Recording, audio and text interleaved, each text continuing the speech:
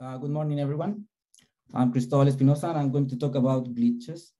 So in this talk, I will talk about, we'll try to convince you that this question, whether there are two different mechanisms that produce glitches, is a question that makes sense. This is not something new. It's something that's been sort of emerging in the data very slowly in the last 10 years, perhaps, or more.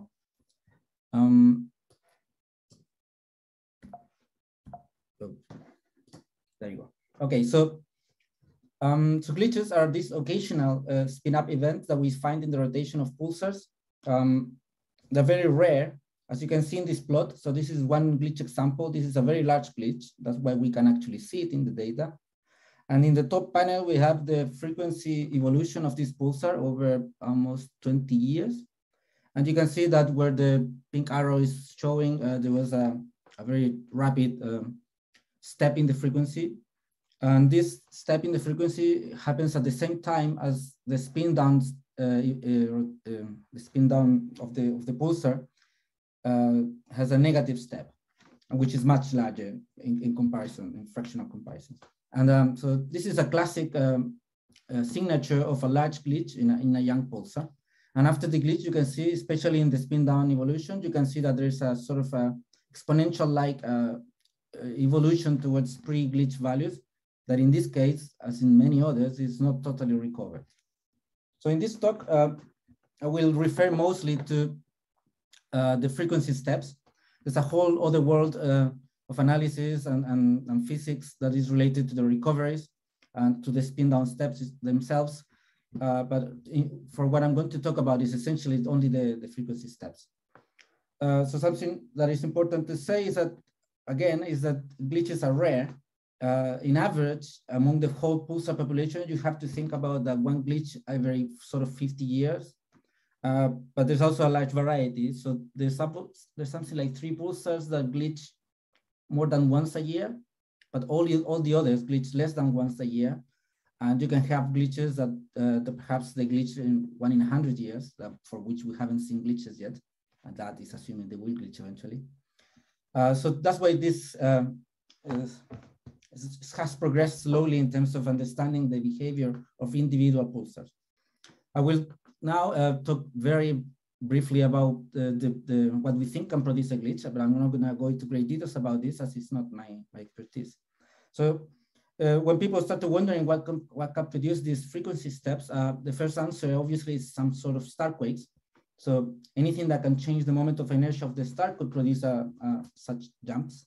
But it's been argued many times, and the latest, at least to my knowledge, is this paper here last year, where they show that the star quakes or any reconfiguration of the crust of the star, driven by the spin down, as it sort of gets more spherical from a more oblate configuration as the star spins down, that is not enough to explain glitches. So that cannot, by itself, cannot explain all the phenomenology that we know about glitches. So we need something else, and that something else is the superfluid crust interaction. So essentially, the idea is that the superfluids are loosely coupled to the rest of the star, or at least at one fraction of the superfluid, and that fraction stores angular momentum, which is shared with the rest of the star during the glitch. Very quickly, the idea is that the superfluid, when it rotates, it organizes itself in vortices, and the angular momentum of the superfluid is proportional to the density of these vortices. So for the star, or for the superfluid component to slow down, you need to decrease this density, and that is achieved by the vortices migrating outwards radially. And so the idea is that if you, for some reason, or by some mechanism, you stop these vortices from migrating, then you will store angular momentum in that superfluid. That's the way to store angular momentum. The question is how you trigger the glitch, because it's important to say that for a glitch to happen, given the sizes of the glitches that we see, you need to unpin, or you need to sort of liberate billions of vortices at the same time, and very quickly. There are observations that show that a glitch happens in less than a minute, in seconds. So there are different possible triggers. The most, I could say, obvious one is the first one that I have here, the critical lag. So essentially, as you have one component, this superfluid component that is pinned to some places in the crust, so it's not slowing down. As time happens, there's a rotational difference, like a velocity difference between that superfluid and the rest of the star and the other superfluid. So that will make this Magnus force increase. And once the Magnus force is larger than the pinning force, whatever that pinning force is, then you might unpin all those vortices and produce a glitch. And that works for a couple of pulsars, but for others, it seems, at least to me, that you need other explanations. So it's important to keep in mind all these other possibilities that I put down here. Okay, so I'm gonna move now to the data, which is what I understand better. And so this one here on the left-hand side is a histogram of 570 glitches, which is about all the glitches that we know today in about, I can't remember, but something like 200 pulsars perhaps. And so you can see that the distribution of the sizes is, well, it has this shape, and there's a clear accumulation of events at larger sizes. And there's been several sort of statistical analysis, and the conclusion is that this is at least bimodal. So there are two components. The most recent analysis by Basu, this is from the colleagues in Jodl Bank. They also, they do some analysis, and there are at least two components here. The sort of the small glitches and the larger glitches. I included here also the distribution of the spin down rate steps. These are a bit less events because for some of the smaller events, most of the time, we cannot detect this spin down rate step. And this has to be taken with a bit more caution because these are difficult to measure. I don't think we understand very well yet the uncertainties of these measurements.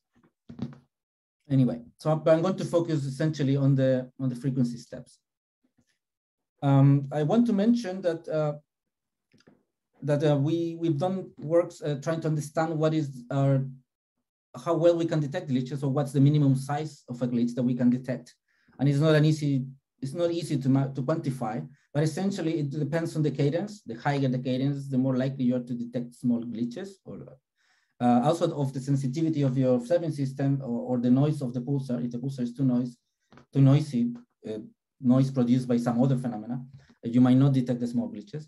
But it also depends on the size of the spin down step. If the spin down step is too large, you are also likely not to recognize the glitch as such. So in this plot on the right-hand side, these are essentially all the glitches that we know. So we have the steps in spin down rate versus the step in frequency.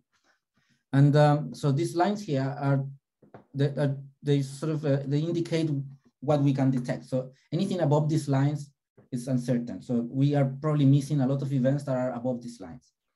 And so the two lines, one depends on the cadence, and the other one on the sensitivity or the noise of the pulsar.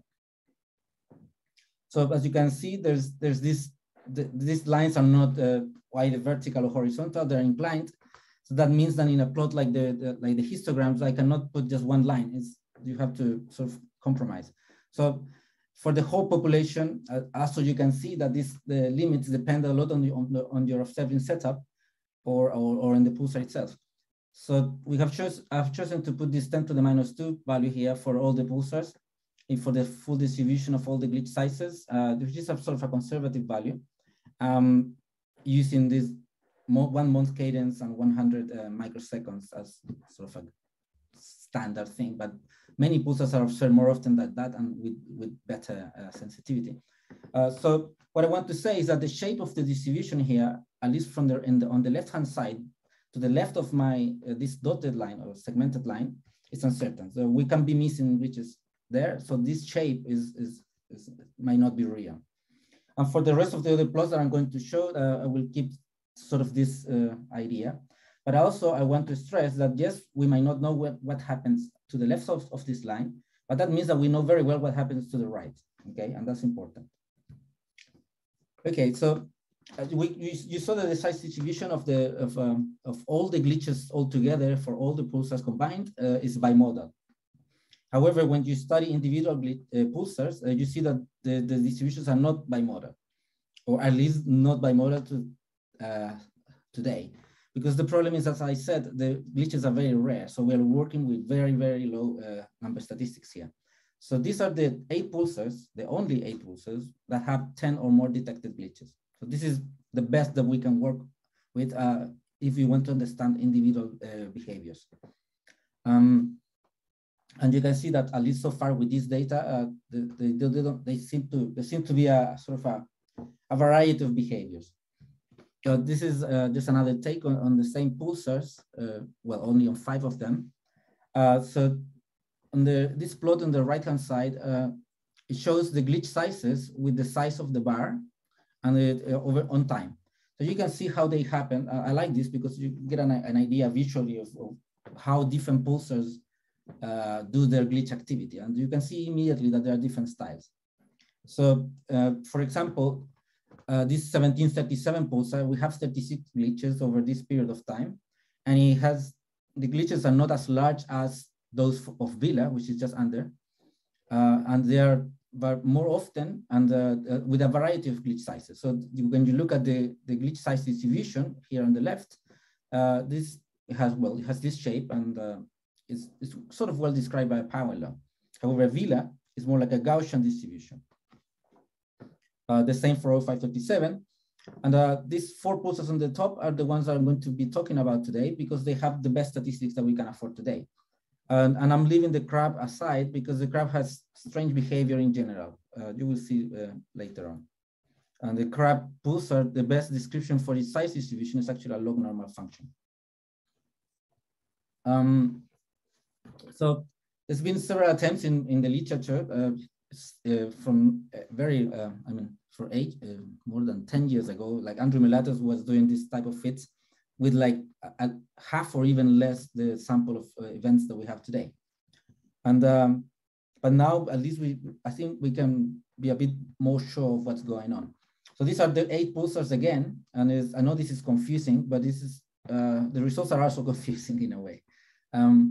So I want you to focus on the ones I marked with blue here. So 0537, which is a Gaussian distribution. So this is the cumulative distribution of the glitch sizes. So you can see that this pulsar 0537 has low probability of having small glitches and a larger probability for having large glitches, which makes it a Gaussian distribution. The same happens with the Vila pulsar here on the bottom. The other 2 pulsars that I want to talk about today are the ones that I'm going to call power law pulsars, just because their size distributions are sort of well described by a power law, which is the case of 0631 and 1737. When you look at the times between glitches, it's a bit more, the results are a bit better, less confusing perhaps. Again, 0537 and Vila are pulsars with a Gaussian distribution, which means that these pulsars have a characteristic time between glitches. So they're sort of quasi-periodic. They're not periodic at all, but they're quasi-periodic. And the times between glitches in all the other pulsars is exponential, which suggests that the occurrence of glitches in these other pulsars is sort of a Poissonian process. So in summary, for this section, for this part of my talk, we have at least these 2 types of glitching pulsars, which is these 2 in the top, which have exponential waiting time. So you can see in this plot that the glitch happens like sort of randomly in opposition to what happens to Vila and this 0537 pulsar, in which pulsars happen in more regular times, very fast in the case of 0537. And also the sizes of the glitches in the 2 pulsars on the top are like power law sizes. That means that essentially there's a preference for small glitches, but also larger glitches can happen too. And you can see that in this plot already. Whether like in Vila, the sizes of the glitches, they sort of prefer to be large sizes, although there's also some small ones too. It's okay, so having established this, I wanted to just mention a few other properties of this of these pulsars. So something interesting is that the Gaussian glitches are always the largest glitches. So Vila and 0537 and also other pulsars that I haven't mentioned here, just for simplicity, they all live here in the peak of large glitches, which means sizes above 10 microhertz, right here. Whether like 1737 or 0631 have smaller glitches, and all their glitches live in this area.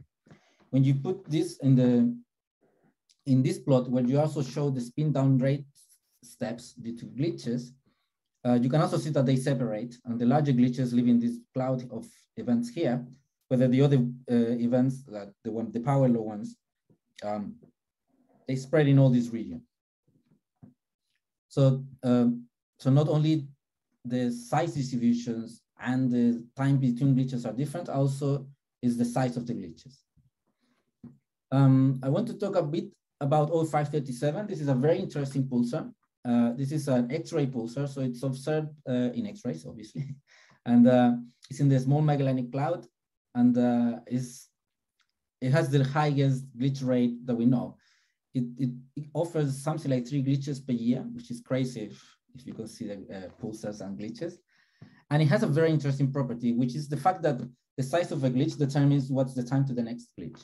So in this plot here, we have combined, I've been working with WinHo using nicer data, because this is also a good candidate to be detected in gravitational waves. So essentially here we have combined data that we had analyzed in the past with Danai and Donopoulou using RxTE, and then with new data by NICER. So you have that the time to the glitch, the larger your glitch, which is on the horizontal axis, the longer the time to the next glitch. And that suggests that a glitch happens when sort of a critical threshold is reached. And this threshold, if you believe the pinning and unpinning of vortices as the model for glitches, then this threshold could be that when you reach certain rotational velocity lag, a maximum one or a critical value, then all these vortices unpin, and then you get a glitch. And then how much you depart, or how much you get out of that threshold, or you recover from that threshold, is the size of the glitch. So this is a very simplistic model of what could be happening, or in 0537, is that so in blue, these plots just you know, the two plots are the same. It's just, I repeated them just to indicate things with more clarity. So in blue, I'm showing what maybe the superfluid that is involved in the generation of glitches is doing. Essentially, it keeps the same rotation rate of between glitches, and at the glitches, it reduces its spin down, its frequency, and the crust, which is plotted in black, increases its rotation rate, so we see a glitch, right? And but the idea and what the result of this prediction, not prediction, the fact that the time to a glitch is dependent on the glitch size, that tells us that there's a critical rotational lag that triggers the glitch. So in the bottom plot, I marked here with red. So this distance between the two fluids, once that distance is reached, then you get a glitch. But the size of the glitch is sort of random.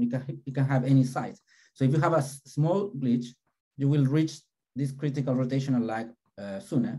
But if you have a larger glitch, then you will have to wait longer to get to reach that rotational, that critical point again.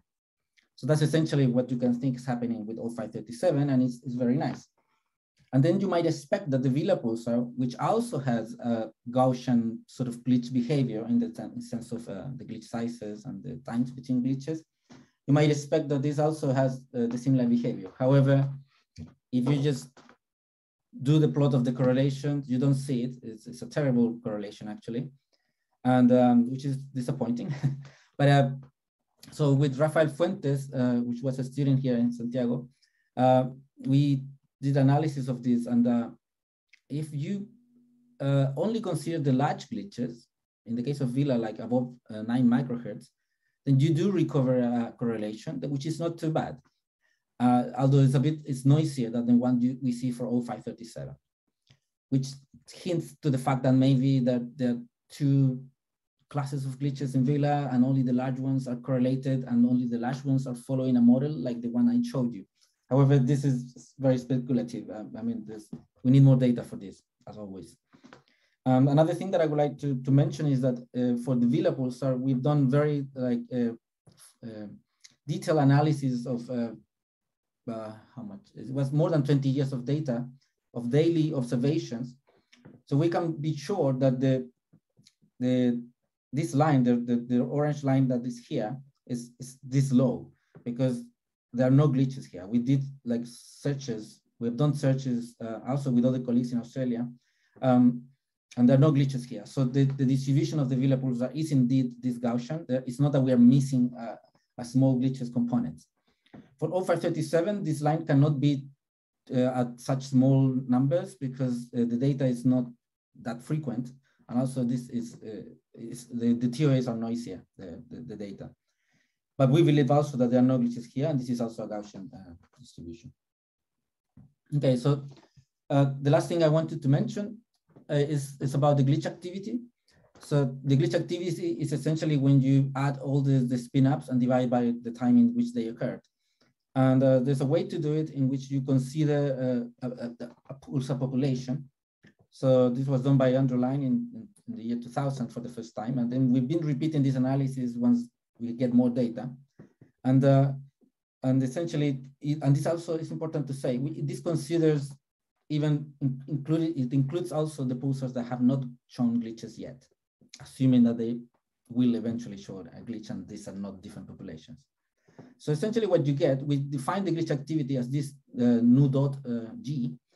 And when you plot it against the spin down rate of pulsars, you get this, just look at the big black points.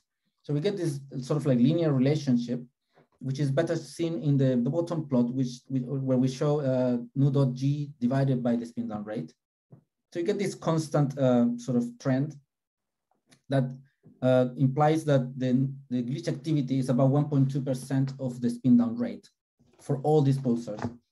And this amount can be sort of related to the fraction of the superfluid that is causing glitches.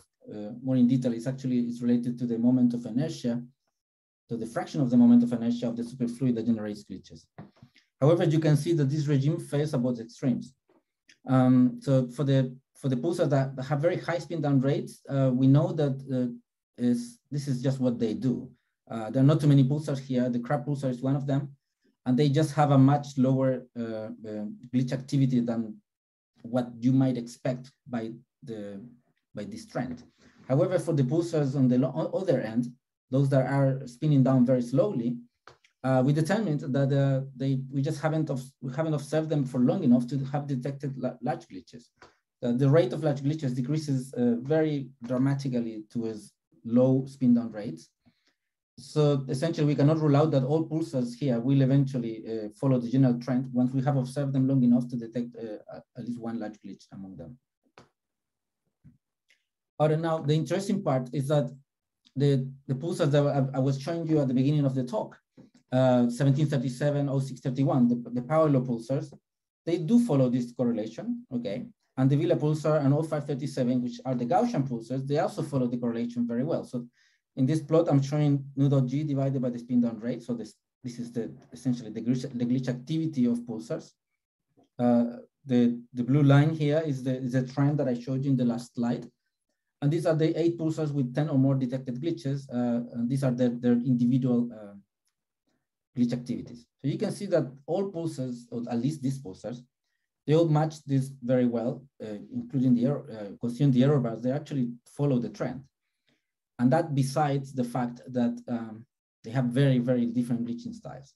So I think this is something interesting that should be considered when we try to understand what produces glitches. And then interestingly, the crab pulsar, as you can see, it's totally, it doesn't follow the trend by almost 2 orders of magnitude. So in other words, this is just repeating the same messages actually. The liberation of stress remains at the 1% of the spin down rate. And this is regardless of the glitching style of this pulsar. So here I marked with blue the Gaussian pulsars that we followed, and with yellow the power law pulsars that I was showing to you before. So to finish up, some conclusions, or more than that, is just some thoughts. So I hope I convinced you that there are two glitching styles. So that's sort of the conclusion of the talk. As I said before, this is not new. It's been since the first analysis, at least to my knowledge, is Andrew Melatos was doing with very few glitches. He was already determining or finding that there were sort of two different ways to produce glitches. But now with more statistics, I think we can be very sure of this. So what can produce this? And this is just a few speculative points. I don't know whether like mass differences could account for these behaviors. If we consider this, I think we also have to remember that this nu dot g over nu dot being sort of constant, that sort of points to the fact that this moment of inertia of the superfluid that create glitches is the same for all these pulsars.